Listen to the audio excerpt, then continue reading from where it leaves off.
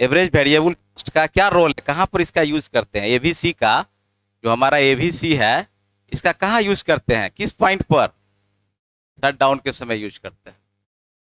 तो हम लोग शट डाउन का कैलकुलेशन करते हैं, यानी कि एक फर्म, फर्म का समझ रहे हैं आप लोग मैथमेटिक्स वाले, फर्म का मतलब 1 unit of A industry of A market, कोई एक एक यूनिट बना रहा है। तो कहता है when it will shut down his plant at the basis of the average variable cost, ABC के आधार पर करेगा। बोलिए खड़ा होके आप, क्या होगा, कब होगा? जब पी ग्रेटर देन या पी लेस देन एबीसी होगा। जब पी ग्रेटर देन एबीसी होगा तो what will happen with the firm in the monopoly market? Price ज्यादा होगा तो क्या होगा? शट डाउन होगा? शट डाउन होगा? नहीं होगा, प्रोडक्शन जारी रहेगा, प्रोडक्शन कंटिन्यू होगा। और प्राइस एबीसी से भी नीचे चला जाएगा, तब क्या होगा? शट डाउन हो जाएगा। ये सब बिल्कुल दिमाग में याद रखिएगा, पढ़ाया हुआ है, समझ गया ना? अब देखिए नए बच्चों के लिए क्या दिक्कत है इसमें। एवरेज वेरिएबल कहता है कि अगर आप किसी चीज को, यूनिट को प्लांट करते हैं, लॉन्च करते हैं मार्केट में, आपकी जो है कॉस्ट भी इतनी लागत आ गई कि लागत भी नहीं निकल पा रहा, जो वेरिएबल कॉस्ट है, यानी कि अगर ये कोचिंग चल रही है, इसका रेंट भी नहीं आए, इतनी आमदनी घट कम हो गई कि रेंट भी नहीं आ रहा है, तो कोचिंग चलेगा क्या? अगर भाड़ा इसका 2000 रुपया और 2000 भी आमदनी नहीं है, फिर नहीं चलेगा। आपने कोई प्लांट किया, आपने कोई शॉप लॉन्च किया, या आपका कोई यूनिट चल रहा है, लेकिन आपका जो वेरिएबल कॉस्ट है, जो इलेक्ट्रिसिटी चार्ज है, जो लेबर चार्ज है, वो अभी आपको रिटर्न नहीं हो रहा है, तो ऐसी स्थिति में आप चाहेंगे बंद करके निकल जाना चाहेंगे। तो this is the previous method है, इसको याद रखना है केवल। अब आप इसी आधार पर आगे हम लोग पढ़ेंगे लॉन्ग टर्म शूटर। देखिए हमने बता दिया था लास्ट क्लास में कि लॉन्ग टर्म जो होता है ऑलवेज एक मोनोपोलिस्ट सुपर नॉर्मल प्रॉफिट प्राप्त करता है, ये आपको ध्यान रखना पड़ेगा। और वही डायग्राम सुपर नॉर्मल प्रॉफिट का ही बनेगा, केवल आप उसमें चेंज कर देंगे, केवल चेंज करेंगे। चेंज क्या करेंगे? जहां पर एसएसी है, एसएमसी है, वहां क्या एलएमसी और एलएसी आप लिखेंगे, तब आपका हो जाएगा लॉन्ग टर्म में, ठीक है, यानी दीर्घ काल में। यही है आपका। इसमें कंडीशन क्या आता था दीर्घ काल में इक्विलिब्रियम का? एलएमसी बराबर एलएमआर हो जाएगा, लॉन्ग टर्म मार्जिनल रेवेन्यू हो जाएगा, ठीक है, यही ना है। LMC cuts MR from below, नीचे से काटेगी। और प्रॉफिट का, सुपर नॉर्मल प्रॉफिट का आपको क्या बताए थे इक्वेशन? कोई क्या बोलिए? A R greater than A C और T R greater than T C, ये दो फॉर्मूला आपको बताया गया था, इसी आधार पर आप कैलकुलेट करेंगे। आपका कहता है, आप लोग को थोड़ा सा हो सकता है कि नहीं पढ़ा हुआ है, इसलिए कहता है कि ये जो लॉन्ग टर्म में, लॉन्ग टर्म का डिफिनेशन बता सकते हैं कोई आदमी? नहीं, आप बोलिए पीयूष जी, बता सकते हैं आप? लॉन्ग टर्म क्या है? क्या है long term? Whenever the all factors of production में बी चेंज्ड, यस, हाँ, जब हम उत्पादन के सभी साधनों को स्वतंत्र रूप से बदल सकते हैं, चेंज कर सकते हैं, that is called the long term. और शॉर्ट टर्म है कि जब हम उत्पादन के कुछ साधनों को छोड़कर अन्य साधनों को हम नहीं बदल सकते हैं, तो हमारा शॉर्ट टर्म कहलाता है, यही ना है। एक पतली सी लकीर खींची हुई है, अब उसमें भी हो सकता है शॉर्ट टर्म पीरियड हो, है ना, फिर आपको जो है वेरी शॉर्ट टर्म पीरियड हो और लॉन्ग टर्म पीरियड हो, अलग अलग होगा। तो कहता है कि यहाँ पर आप लैंड को भी चेंज, लेबर भी ज्यादा बढ़ा सकते हैं, नई मशीन भी लगा सकते हैं, बैंक से लोन भी ले सकते हैं, और इंटरप्रेन्योर भी 2-4 आप ला सकते हैं। तो जो भी प्रोडक्शन ऑफ फैक्टर है, land, labour, capital, entrepreneur, all factors में भी change in the long term. तो आप यहाँ पर देख रहे हैं, आपको जैसे पहले बताए थे कि शॉर्ट टर्म में जिस तरह से हमारा एवरेज रेवेन्यू क्या होता है, डाउनवर्ड स्लोपिंग होता है, क्योंकि ये हमारा प्राइस रेखा, प्राइस लाइन भी है ना। तो ये जो हमारा डाउनवर्ड स्लोपिंग है, और इसका ठीक हाफ बताए थे आपको, एम आर बराबर क्या फॉर्मूला बताए थे? ए आर बाई 2, यानी हाफ होता है इसका। तो आपका इसका हाफ एम आर नियमता कहता है कि एमसी रेखा, एलएमसी रेखा एलएमआर के बराबर होगा। तो इकोनॉमिक्स में आपको बता दिए थे कि जो भी है, जहां टेंजेंट होता है वहां बराबर होता है, या एमआर बराबर एमसी है ई बिंदु पर। क्यों है? क्योंकि एलएमसी इसको नीचे से काट रही है। क्यों काट रही है? चूंकि यू शेप का कर्व होता है, कोई भी मार्जिनल कॉस्ट जो कर्व होता है वह यू शेप में होता है। अर्थात U shape it defines that कि first of all the cost is decreasing, thereafter minimum and thereafter increasing. This is the U shape. U shape का मतलब हुआ कि पहले लागत घटा, धीरे धीरे मिनिमम हुआ, और फिर उसके बाद अगर प्रोडक्शन जारी रखते हैं तो लागत आपकी क्या होगी? बढ़ेगी, आपको लॉस होना शुरू हो जाएगा। तो ये प्रोड्यूसर जानना बहुत जरूरी है कि हमारा जो भी मार्जिनल कॉस्ट है या एवरेज कॉस्ट है या average variable cost, fix cost, all are U shape, सब यू शेप हो जाता है। क्यों होता है? तो इसका मतलब है कि पहले ये घटा, फिर ये थोड़ा सा मिनिमम पॉइंट पाया और फिर ये बढ़ने लगा। इससे ज्यादा अगर प्रोडक्शन आप करेंगे तो आपकी लागत क्या होगी? बढ़ जाएगी। और जब क्योंकि कॉस्ट बढ़ जाती है तो प्रॉफिट क्या होता है? बढ़ेगा या घटेगा? कम, प्रॉफिट घटेगा। हाँ, तो मोनोपोली हमेशा क्या चाहता है कि सुपर नॉर्मल प्रॉफिट प्राप्त करें। तो आप कह सकते हैं कि इसी पॉइंट पर जहां एमसीएमआर बराबर हुआ, ये ऑप्टिमम प्रोडक्शन हुआ। ये क्या हुआ? ऑप्टिमम प्रोडक्शन हुआ। इससे बाहर नहीं जाएगा वो, इससे बाहर प्रोडक्शन नहीं करेगा। क्यों नहीं करेगा? क्योंकि उसको लॉस होने लगेगा, उसको सुपर नॉर्मल प्रॉफिट नहीं प्राप्त होगा। आप करके देखिए, देखिए डायग्राम बना देते हैं अभी, 4 डायग्राम इसी का बनेगा। इसमें होगा कि अंडर ऑप्टिमिलिटी, एबव ऑप्टिमिलिटी, और फिर जाके एक्स्ट्रा ऑप्टिमिलिटी में बनेगा, तीनों डायग्राम। तो आपका यहाँ पर ई जो है इक्विलिब्रियम आ गया, ई बिंदु पर ओ की उत्पादन हो गया। इस उत्पादन के लिए ओपी प्राइस उसने तय कर लिया, तो इतना आपका पता चल। लेकिन आपको चाहिए क्या? Super normal profit. ठीक है, देखिए इकोनॉमिक्स लॉजिकल है, डायनामिक पेपर है, हर चीज एक दूसरे से जुड़ा हुआ है। इसमें आप अपने मन से कुछ नहीं बोल सकते, ठीक है ना? सब चीज प्रूव्ड है ना?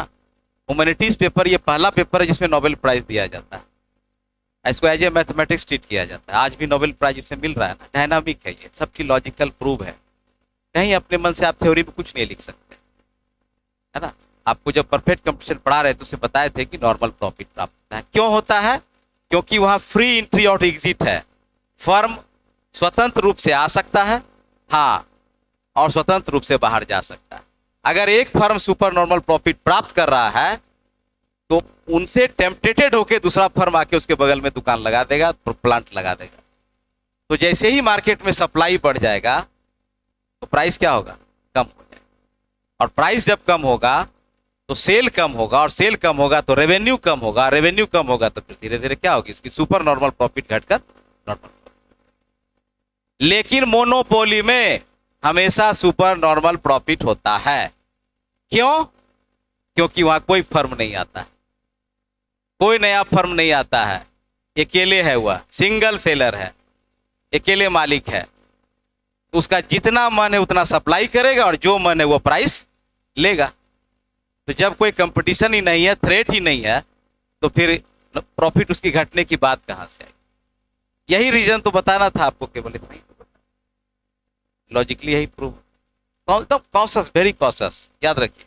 इकोनॉमिक्स का छात्र डल नहीं होता है, जो इकोनॉमिक्स लिया वो डल हो ऐसा नहीं होता है।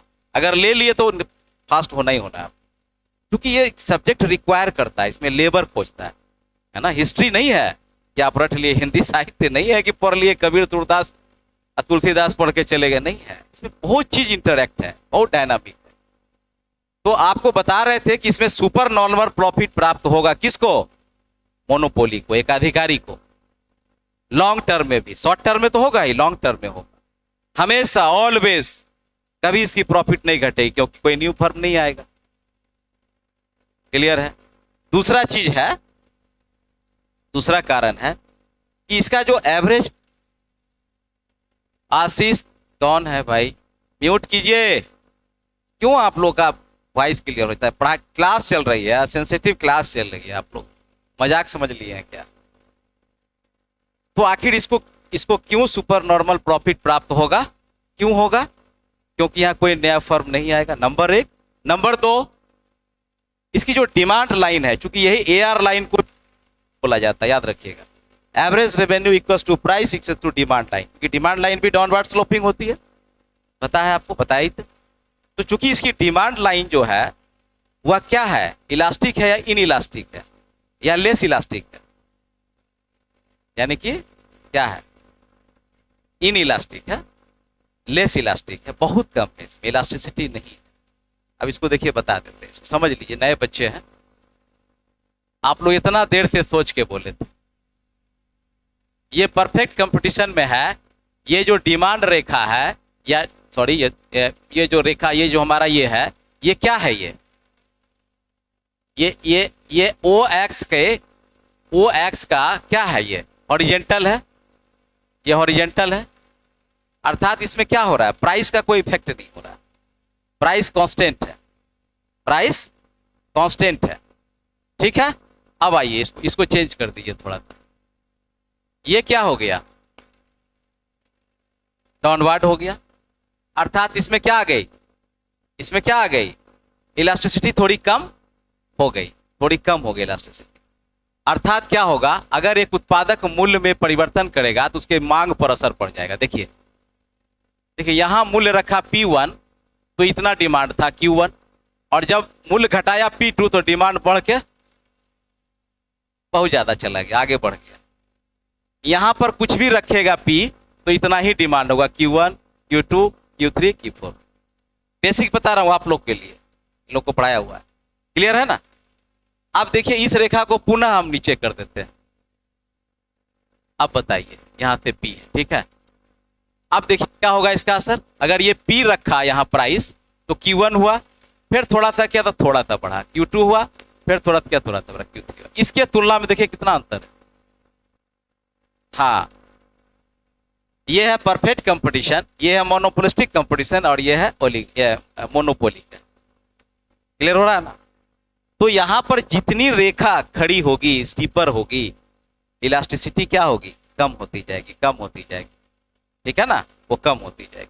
अब आइए ये क्या है, ये वर्टिकल क्या है, हाँ बोलिए ना। हाँ हाँ पड़ेगा थोड़ा सा, देखिए क्योंकि आपका रेखा ही बता रहा है, वही तो हम समझा रहे हैं, आपका रेखा ही बता रहा है कि आपका, देखिए यहाँ तो बताया ना कैसे आपका प्राइस का इफेक्ट हुआ। अगर मान लेते हैं कि थोड़ा सा प्राइस आप घटा दिए, सिचुएशन ऐसी आ गई, मोनोपोली है, तो अगर कस्टमर को लगा कि हम 1 पीस नहीं लेके 2 पीस ले लेते तो डिमांड की क्वांटिटी बढ़ गई। हाँ थोड़ा सा अंतर उसमें डिफेक्ट आ रहा है, उसको लगा कि नहीं थोड़ा सा और बढ़ा देते हैं तो और बढ़ गया, या अगर उसको नीड नहीं है तो घटा दिया, वहीं वहीं रह गया। हाँ, तो प्रश्न ये उठता है कि आपके मूल्य को घटाने अथवा बढ़ाने से बहुत अंतर नहीं होने जा रहा, बहुत अंतर नहीं हो जा रहा, क्योंकि चूंकि आपकी जो डिमांड कर्व है वह क्या है, लेस इलास्टिक। इलास्टिसिटी का क्या है कि जब किसी वस्तु के मूल्य में परिवर्तन होता है और उसके तुलना में मांग में भी परिवर्तन होता है, अगर मांग में परिवर्तन ज्यादा हुआ अर्थात मूल्य थोड़ा सा बढ़ा और मांग उसकी घट के आ गई 0 या बिल्कुल कम, आधी हो गई, मांग थोड़ा सा कम हुआ, डिमांड काफी बढ़ गया, तो इलास्टिक ज्यादा है ना, ज्यादा इलास्टिसिटी है उसमें, यानी लोग सेंसिटिव ज्यादा है, यानी कि मूल्य का प्रभाव मांग पर ज्यादा मात्रा में हो रहा है। और अगर कोई प्रभाव नहीं हो रहा है तब इनइलास्टिक है, कोई प्रभाव ही नहीं हो रहा है, बढ़े या घटे। अब नमक है मान लेते हैं, इसेंशियल गुड्स की बात कर रहे थे, अब आप उसको 1 रुपए केजी दे या 100 रुपए केजी दे, जितनी जरूरत है उतना ही खरीदेंगे। 1 रुपए देगा तो 10 बोरा ला के नमक घर में नहीं रखने वाले हैं आप, या 1 रुपए दिया या 100 रुपए हुआ तो आप तो जितना क्वांटिटी उतना ही। तो कहने का अर्थ हुआ कि due to down sloping at the negative sloping elasticity is the less here, है ना।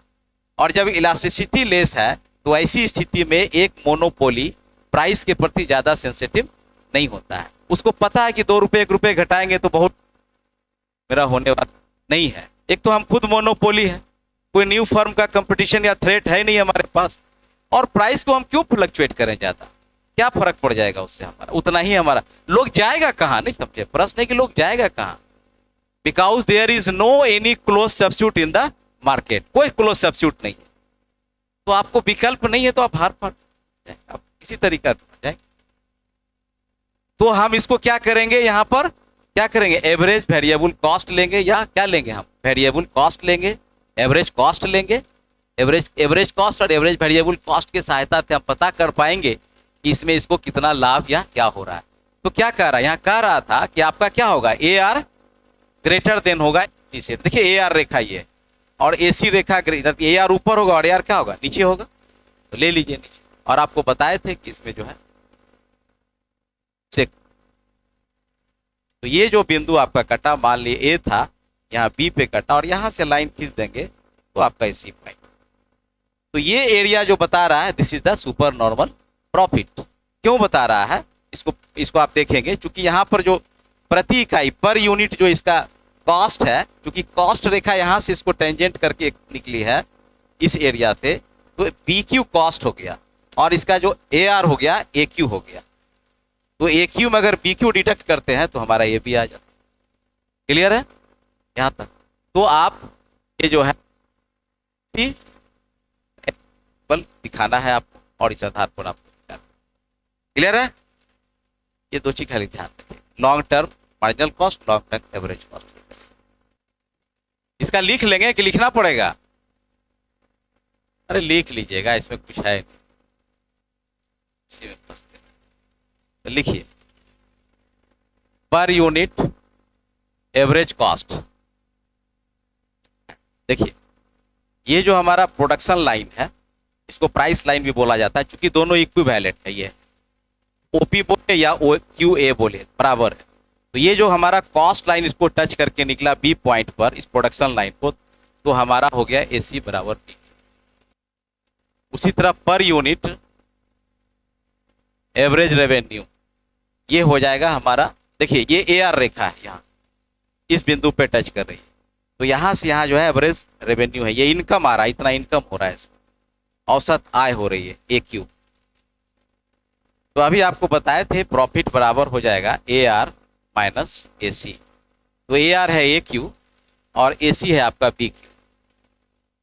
तो क्या आता है, देखिए इस AQ में BQ को काट के हटा दीजिए नीचे से, बचा क्या, AB के बराबर, ये बचा इतना बराबर। ये हो गया पर यूनिट प्रॉफिट, एक इकाई का लाभ। अब आप इसको मल्टीप्लाई कर देंगे क्वांटिटी से प्राइस को, तो टोटल एरिया आपका लाभ का डिनोट हो जाएगा। इस तरफ इधर मल्टीप्लाई कर दीजिए इसको, तो टोटल कॉस्ट निकाल लीजिए, total cost TC, total TC या टोटल कॉस्ट निकाल। किसी भी वस्तु का मान लें कि एक कलम का दाम 100 रुपया है और आप 10 कलम बेच रहे हैं, तो कितनी आमदनी हो गई, क्या किए, क्वांटिटी को प्राइस से मल्टीप्लाई करिए। क्वांटिटी है OQ, हम मल्टीप्लाई बाय OP, देखिए ये OC जो कॉस्ट आ रहा है OC, क्या आएगा, इसको इससे मल्टीप्लाई करेंगे तो हमारा OQBC आएगा, ये एरिया आएगा, जो एरिया है OQBC। चलिए उसके बाद टोटल रेवेन्यू TR निकाल लीजिए। आइए यहां तक हम क्यों लिए, कोई आदमी बता सकते हैं? क्योंकि यहां पर कॉस्ट लाइन टच कर रहा है, ये जो हमारा कॉस्ट लाइन है long term average cost line, ये B बिंदु पे टच कर रहा है। तो लागत रेखा जहां टच करेगी दैट इज द कॉस्ट, और जहां AR एवरेज रेवेन्यू आमदनी रेखा टच कर रही है दैट इज द रेवेन्यू। तो ये टोटल इसका उसी तरह से निकलेगा OQ multiply by OP, OQ multiply by OP, क्या एरिया आ जाएगा, OQAP। चलिए आपको TRTC निकल गया, AP है ना, हाँ AP कर दीजिए, यही ना, OQAP कर दीजिए ना इसको। ये नए बच्चे को थोड़ा दिक्कत होगा एक आध सप्ताह, उसके बाद आप लोग आ जाएंगे, फुल बेसिक क्लियर होगा ना, आप लोग आ जाएंगे। कुछ समझ में नहीं आ रहा है ना, बस थोड़ा बहुत आ गया समझिए कि अब आपको आ जाएगा। माइक्रो मार्केट है उसी का पार्ट, सब समझ में, डोंट वरी, घबरा, यहाँ आ गया ना तो समझा दिया जाएगा। सब लोग आए थे तो डरे ही थे। ये थर्ड बैच है हमारा, फर्स्ट बैच 55-54 के आसपास बच्चे निकले हैं पढ़ के, जनवरी से अप्रैल। दूसरा बैच में लगभग 65 या 66 बच्चे थे, दोनों मिला के वो निकले। थर्ड आप लोग, इसमें भी अभी कितना जुड़े हुए हैं, इसमें आपको 43 यहाँ जुड़े हुए हैं, बाकी यहाँ बैठे 55 बच्चे यहाँ भी पूरे हुए हैं। तो वही सबका वही हाल था, कितने बच्चे बदल क्या है, हो जाएगा। हाँ, ऑनलाइन क्लास इसको लाइव कर देते हैं, ऑफलाइन ऑनलाइन सब लाइव, मतलब सब आप घर बैठे भी कर सकते हैं। दूर वाले हैं, बहुत सारे लोग बहुत दूर दूर से जुड़े हुए हैं। चलिए ठीक है, अरे काय घबरा क्यों, जब इस शरण में आ गई हैं, हम हैं आपके साथ, फिर सोचना क्या है। It is my liability and accountability to be convince you and to boost up the from bottom to the apex. याद रखिएगा, ये मेरी जिम्मेदारी है कि मैं आपको बॉटम से अपेक्स ले जाऊं और टिल द एग्जामिनेशन आपको रेडी करके भेज। ये मैं सारे बच्चों के साथ भी किया हूँ। आज बच्चे जो भी आए सब देखिए, फर्स्ट बैच वाले तो एकदम 100% रेडी है, और उम्मीद है कि 1-250 में रैंक लाएगा। इतने अच्छे अच्छे बच्चे हैं, मेंस लिखते हैं यहाँ, आप कभी आके मेंस लिखो और देखो, इतना उम्दा उन लोगों का दर्जा बन गया है, कोई नहीं रोकेगा। जब आप अच्छा प्रदर्शन करोगे तो फिर मार्क्स तो मिलता है ना। बीपीएससी अपने बैग में मार्क्स लेके बैठी हुई है अपने कलम में, थोड़ी है कि आपको नए देने के लिए बैठी। वो तो कहती है आओ ना भाई, आओ ना, हम वेलकम। आप अपने आप को साबित, हैव टू प्रूव तो करते नहीं है अपने आप को, आपको प्रूव करो, सीट लो, दिक्कत क्या है, हम तो बैठे हुए हैं देने के लिए। हमको 800 सीट देना है 67वीं में, 200-300 से ऊपर हमको ऑडिटर में सीट देनी है, आखिर किसी बच्चे का तो होगा ना। तो आप ये पूछो कि मेरा क्यों नहीं होगा, आप ये अपने आप से पूछो कि मेरा क्यों नहीं होगा। हम हैं कहां पर, हम हैं कहां पर, हम डिजर्व करते हैं कि नहीं। बस जिस दिन आपको आत्मबोध ये हो गया कि हम डिजर्व करते हैं और हम ले सकते हैं, लेने की क्षमता है, मिल गया आपको। वैसा थोड़ी है कि वहां रेवड़ी बटा जाता है, पंक्ति में खड़ा करके जो आगे बैठा उसको मिल गया, ऐसा नहीं होता है। जिसकी कॉपी स्पार्किंग करती है, जिसकी कॉपी एकदम गोल्डन की तरह शाइनिंग करती है, जिसका जवाब उम्दा होता है, मिलता है उनको इंटरव्यू में नंबर। आपकी कॉपी अच्छी होगी एकदम ऑब्वियसली मिलेगी, चूंकि आरटीआई का जमाना है। अब वो गया दिन, क्या आएगा भाई यहाँ पर, टोटल जो प्रॉफिट आएगा क्या आएगा, कौन सा एरिया आएगा, टोटल प्रॉफिट, यानी एसएनपी जो आएगा, सुपर नॉर्मल प्रॉफिट, वो एरिया क्या आएगा, घटा दीजिए, क्या है, पहला है टीआर, टीआर में क्या है, O Q AP, O Q AP minus O Q BC, O Q BC, यानी कि इसका क्या हो गया, यानी कि T R minus T C. तो देखिए यहां पर ओ क्यू कैंसिल हो रहा है, क्या बच के आ रहा है, ए पी सी बी, यही हो गया आपका सुपर नॉर्मल प्रॉफिट एसएनपी। बस इतना ही तो लिखना है, कुछ करना नहीं ज्यादा, क्योंकि देखिए ये अलग से नहीं आएगा, ये उसी में आएगा, याद रखिएगा, अल्पकाल में ही जोर में आपको पूछेगा। तो लिख लिए, उतार लिए ना सब, आप लोग लिख लिए, नहीं लिखे, कुछ नहीं लिख रहे हैं, हाँ यही है नोट्स, यही लिखाना है, लिखे क्या तब ना। देखिए इस चित्र की बात में चलते चलते थोड़ा हल्का डेप्थ बता देता, क्योंकि कई बार क्वेश्चन बन जाता है, याद रखिए। ये एडवांस लेवल का है ये। देखिए मैंने बताया था आपको कि अगर एक मोनोपोलिस्ट लॉन्ग टर्म में ओक्यू मात्रा ऑप्टिमम प्रोडक्शन से ज्यादा उत्पादन करना चाहता है तो कहां तक ले जाएगा वो।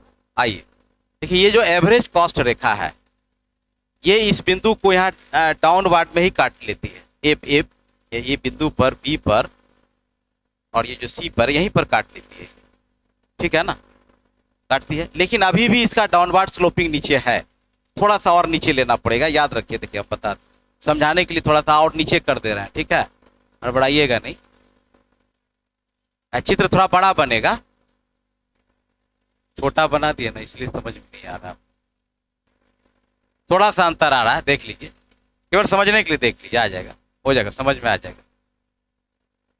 बेकार हम बड़ा ही बना देते हैं, छोड़िए, कंजूसी नहीं करनी चाहिए। इसको हम रख रहे थे इस हिसाब से थोड़ा सा बड़ा ही बना देते हैं। वो चित्र को ध्यान रखिए, देखिए बड़ा बनाएंगे ना तो इसमें डेड वेट लॉस दिखा पाएंगे, छोटा में नहीं हो पाता है। ये क्या है? एसएनपी है, सुपर नॉर्मल प्रॉफिट। मोनोपोली आराम से सुपर नॉर्मल प्रॉफिट प्राप्त कर रहा है, कोई चिंता नहीं, लेकिन अब चाहता है लोभ करना और या और हम प्रोडक्शन करें। क्योंकि मोनोपोली है तो मोनोपोली क्या चाहेगा कि ज्यादा क्वांटिटी दे के हम ज्यादा बेच के लाभ कमाए, कि कम क्वांटिटी से ज्यादा लाभ कमाए, कम क्वांटिटी ज्यादा लाभ। हाँ, क्योंकि वो कम बेचकर कम सप्लाई करके वो ज्यादा लाभ कमा पाएगा, लेकिन ज्यादा सप्लाई करेगा तो लाभ क्या होगा? घट जाएगा। देखिए कैसे घटता है। अब आप मान लेते हैं कि ये एसी रेखा है, तो एसी रेखा का ये नेचर होता है कि वह घटते क्रम में होता है। ये डाउनवर्ड आ रहा है, लेकिन और डाउनवर्ड जाएगा और जाएगा। अब एक मोनोपोली को लोभ हो जाएगा कि अरे लागत तो घट ही रहा है, क्यों नहीं और उत्पादन कर लें, इसको और बढ़ा दें, क्योंकि लागत और नीचे जाएगी, तो उसको लोभ हो जाएगा। लोभ होगा कि अरे जैसे मान लेते हैं कि आप 10 बनाए तो 1000 लागत आया, अब उसको 20 बनाए तो 900 लागत आया, आप 40 बनाए तो 800 लागत आया। जैसे जैसे क्या होती है, इकोनॉमिक स्केल बढ़ता है किसी चीज का, कॉस्ट क्या होती है? घटते जाती है। थोड़ा सा मिठाई घर में बनाइए, कॉस्ट ज्यादा आएगा, और 100 की मात्रा में बनाइए, कॉस्ट प्रति पीस कम आ जाएगा। तो क्या होता है, क्यों कम होता है ऐसा? क्योंकि कॉस्ट डाउन स्लोपिंग होती है, इसलिए आपको पता नहीं चलता है। घर में इकोनॉमिक्स है आपका, लेकिन आपको पता नहीं चलता है। तो ये सब चीज है, ये प्रूव्ड है ये ऑलरेडी। तो क्या हुआ, ये अभी भी घट रहा है, और घट के देखिए यहां तक आ रहा है ना। यानी कि एक उत्पादक को ये लगता है कि जो हमारा एवरेज कॉस्ट मिनिमम है वहां तक हम चले जाए उत्पादन कर, तब कि यहां आएगा, यहां उत्पादन करेगा। मान लेते ये उत्पादन कर रहा है, बढ़ा दिया, Q1 से Q2 बढ़ा दिया, रिजल्ट क्या होगा? देखिए ऊपर देखिए रिजल्ट क्या होगा। हाँ, रिजल्ट ये होगा, ये देखिए प्राइस भी घट के हो जाएगा P1, प्राइस भी घट गया। कम क्वांटिटी में वो पर बेच रहा था, 100 रुपए में बेच रहा था, लेकिन जैसे क्वांटिटी बढ़ाया तो प्राइस के 90 रुपए हो गया, 80 रुपए, घट गया ना, घट गया, घटा इसका। अब देखिए प्रश्न ये उठता है कि आप जो है इसका प्राइस लाइन चूंकि पहले ही था, तो आप अगर प्राइस लाइन के पास इसको ले जाएंगे तो देखिए क्या होगा। ये देखिए, यहां देखिए सुपर नॉर्मल प्रॉफिट भी क्या हुआ, कहां गया? कम गया। पहले इतना बड़ा, अब इसकी घट की बड़ी होगी, तो सुपर नॉर्मल प्रॉफिट भी घटेगा, प्राइस भी घटेगा, क्वांटिटी। और यही कारण से बचने के लिए वो चाहता है कि हमारी प्राइस हाई हो, सुपर नॉर्मल प्रॉफिट हो, इसलिए क्वांटिटी कम करता है, और वह डाउनवर्ड जहां पर लास्ट उसके पहले ही वह टच कर लेता है अपने आप प्राइस लाइन को, और यही स्थिति में वो काम करता है। क्लियर हुआ ना? अब देखिए दूसरी बात यहां क्या होती है, आप एक कॉस्ट से कहता है कि मोनोपोली में always price greater than marginal cost होता है, याद रखिएगा। और जबकि परफेक्ट कंपटीशन में P बराबर MC होता है, याद रखना है। यानी कि प्राइस जो है वो मार्जिनल कॉस्ट के बराबर होता है परफेक्ट, लेकिन इसमें हमेशा क्या होगा? ग्रेटर देन होगा। देखिए मार्जिनल कॉस्ट यहीं पर है, इक्विलिब्रियम यहीं मिला, प्राइस कहाँ फिक्स किया? यहाँ ऊपर जाके A पर किया फिक्स प्राइस। इसमें कहाँ किया? मान लेते हैं यहाँ पर D दे दे, D पर प्राइस फिक्स किया, कर रहा है ना। तो हर हाल में क्वांटिटी बढ़ाएगा, प्राइस घटाएगा, सुपर कम हो जाएगी। लेकिन आप देखेंगे, अगर मान लेते हैं, आप कहेंगे कि सर क्यों नहीं यहीं पर प्राइस फिक्स कर दें, करके देख लीजिए क्या होता है। ईवी डायग्राम में आप देख लीजिए, आप यही प्राइस फिक्स कर दिए ना, तो जैसे ही MC के बराबर आप कर देंगे तो AC रेखा तो ऊपर है, क्या हो जाएगा? लॉस हो जाएगा, क्योंकि AC ग्रेटर देन AR हो जाएगा। AC रेखा ऊपर है ना, आप यहीं पर अपना कर रहे हैं, ठीक है। मान लेते हैं कि मार्जिनल रेवेन्यू पर आपने फिक्स कर दिया, AR को नहीं लिया, तो एवरेज रेवेन्यू भी बहुत ऊपर है और कॉस्ट भी काफी नीचे है, मार्जिनल कॉस्ट को लेकर चल रहे हैं। तो ऐसा मोनोपोली कभी भी संभव नहीं होता। ये संभव कब होगा? केवल परफेक्ट कंपटीशन में होगा कि MC बराबर MR, AC बराबर AR बराबर P, यानी सब बराबर रहता है, क्योंकि वस्तु का मूल्य एक होता है, यहाँ डिफरेंशिएट होता है। क्लियर हो रहा है ना? अब इस एरिया को आप देखिए, गौर से देखिए, चलते चलते पढ़ा देते हैं आने वाला दिन। यहाँ से यहाँ देख रहे हैं, ये व्हाट इज इट? इसको बोलते हैं डेड वेट लॉस्ट, यानी इसको दूसरे भाषा में बोलते हैं वेलफेयर लॉस। ध्यान रखिएगा, ये एरिया जो है लॉस होता है। और ये कौन छीन, क्योंकि वेलफेयर किसके लिए है? Welfare will get the benefit of the social welfare, consumer. Consumer, तो कंज्यूमर के वेलफेयर को लॉस कौन कर रहा है? ये मोनोपोली कर रहा है। इसलिए monopoly is the dangerous for the society and the consumer. याद रखिएगा, मोनोपोली डेंजरस होता है। उसमें क्या होता है, इसके हानि क्या होती है? सोशल वेलफेयर चला जाता है। किसका? कंज्यूमर का। हाँ हाँ, कंज्यूमर।